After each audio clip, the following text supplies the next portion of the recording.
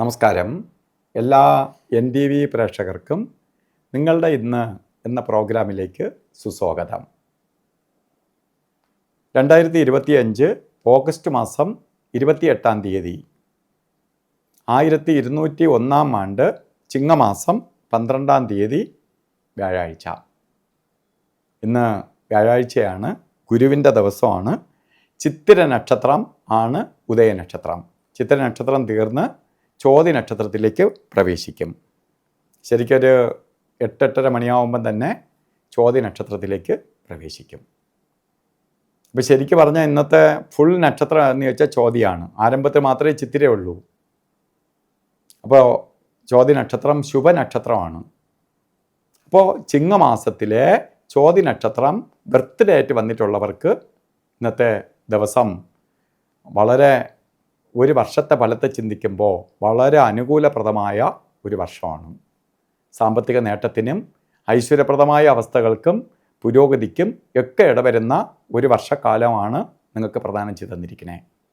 ഇന്നത്തെ ദിവസമേ നല്ല ദിവസമാണ്. ഇന്നത്തെ ദിവസത്തിൽ ഓരോ കാര്യത്തിൽ ഇറങ്ങുന്നവർക്ക് നല്ല മുഹൂർത്തമുള്ള ദിവസമായതുകൊണ്ട് അനുകൂലപ്രദമായ ദിവസമാണ്. ഇറങ്ങുന്ന കാര്യങ്ങൾ വിജയിക്കും.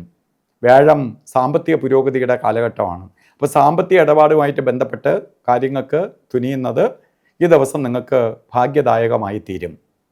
അതുപോലെ വാർഷിക ഫലത്തെ ചിന്തിക്കുമ്പോൾ ചോതി നക്ഷത്രക്കാർക്ക് ഊഹ കച്ചവടങ്ങളിൽ ഇടപെടുകയോ അല്ലെങ്കിൽ അപ്രതീക്ഷിത ധനനേട്ടം ഉണ്ടാവും. ചെയ്യുന്ന പ്രവൃത്തിയിൽ പ്രതീക്ഷിക്കാത്ത റിസൾട്ട് വരും, പ്രൊമോഷൻ കിട്ടും.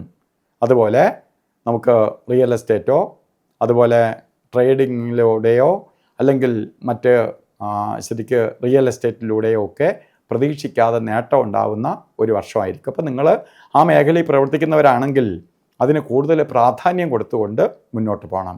അത് നിങ്ങൾക്ക് ഭാഗ്യദായകമായ അവസ്ഥയ്ക്ക് ഇടവരുത്തും.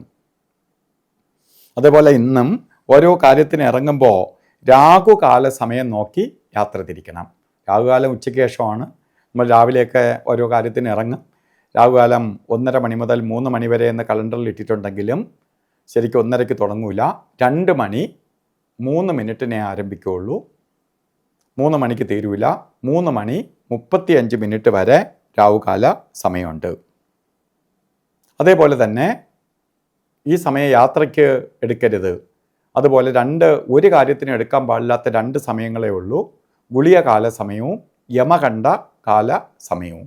ഈ സമയം ഒരു ശുഭകാര്യങ്ങൾക്കും എടുക്കരുത്. അതിൽ ഗുളികകാല സമയം വരുന്നത് 9:22 തൊട്ട് 10:54 വരെയും യമകണ്ഠ കാല സമയം വരുന്നത് 6:19 തൊട്ട് 7:51 വരെയും. സമയം ഒരു ശുഭകാര്യത്തിനും എടുക്കരുത്.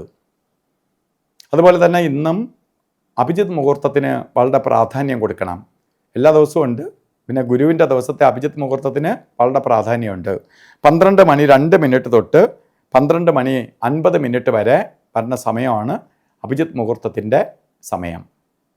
ഈ സമയം നമുക്ക് വളരെ വിശേഷപ്പെട്ട സമയമാണ്. അതുപോലെ ഇന്നും ഓരോ കാര്യത്തിന് പോകുമ്പോഴും വസ്ത്രധാരണത്തിന് പ്രാധാന്യം കൊടുക്കണം. മഞ്ഞ കളറോ മഞ്ഞ മിക്സായിട്ടുള്ളതോ ആയിട്ടുള്ള വസ്ത്രധാരണത്തിൽ ഉൾപ്പെടുത്തുന്നത് ഭാഗ്യദായകമായ അവസ്ഥ ഉണ്ടാക്കി തരാൻ സഹായിക്കും. അപ്പോൾ ഇന്നത്തെ ദിവസം എല്ലാവർക്കും ഗുരുവിൻ്റെ അനുഗ്രഹത്താൽ നല്ലത് വരട്ടെ എന്ന് പ്രാർത്ഥിച്ചുകൊണ്ട് നിർത്തുന്നു. നന്ദി, നമസ്കാരം.